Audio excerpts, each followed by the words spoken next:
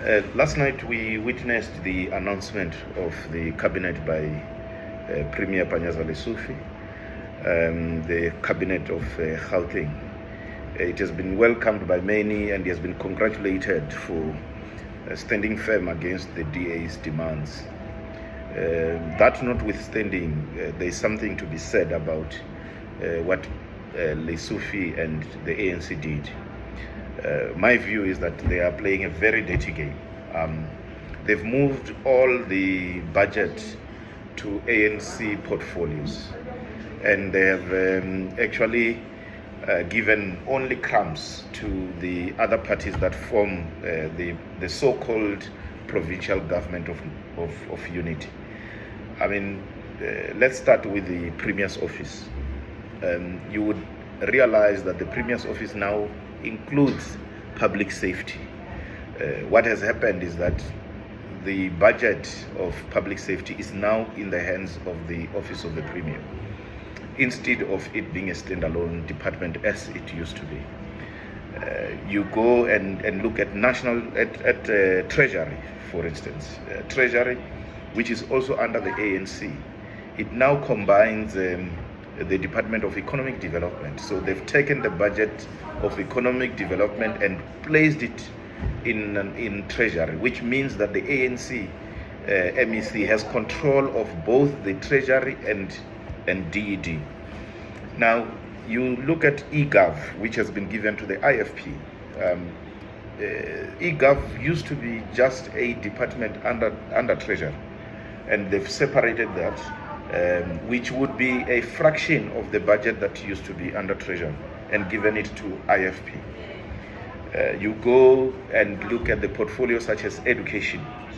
It now includes sports, arts, culture, and recreation, whereas the Department of Sports, Arts, Culture, and Recreation was a standalone previously. So they've combined the two and given it to an ANC MEC. Health is under ANC, nothing much to say there. Social development is still under ANC. But let's go to infrastructure and COGTA. You would recall that infrastructure used to be a part of human settlements. They moved it to COGTA. So COGTA now includes infrastructure. So the budget of infrastructure has been taken from human settlements and given to COGTA, combined with COGTA. So it's also under an ANC MEC. So the combined budget of COGTA and infrastructure, it's under the hands of the ANC. You look at agriculture and rural development. You would recall that previously agriculture, rural development also used to include social development. Yes, of course, social development now it's a standalone department, but what do? They've taken environment out of agriculture and gave Rise Mzansi agriculture and rural development and gave environment to PA. So the two political parties are getting what used to be one combined budget. They are now sharing between PA and Rise, agriculture, rural development for Rise and environment for the Patriotic Alliance. So I am actually saying here that the DA may have foreseen what Premier Lesufi was trying to do. Supposedly, these are the three portfolios that would have gone to the DA. It would have meant that they are only in control of a very small fraction of the budget, while the chunk of that budget remains in the hands of the ANC. This is the dirty politics that I'm talking about. Premier Lesufi and his team in the ANC, in the province, this is the game that they are playing, and they are fooling everybody. He's being congratulated for standing against the DA.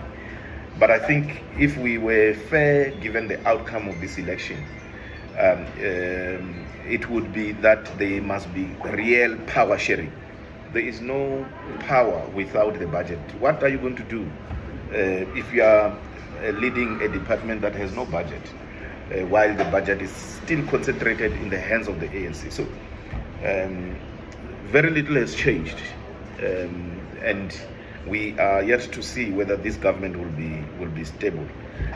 I hope Rise Mzansi, PA and IFP will stand up and demand more budget for their own departments. But what we have been given yesterday, there's nothing to be celebrated. The ANC is still in charge. The ANC that failed Gauteng is still in charge. Premier Sufi has all the money in his own hands and in the hands of his own colleagues in the ANC. And that is what the announcement was all about. Nothing has changed. And really, there's nothing to be celebrated.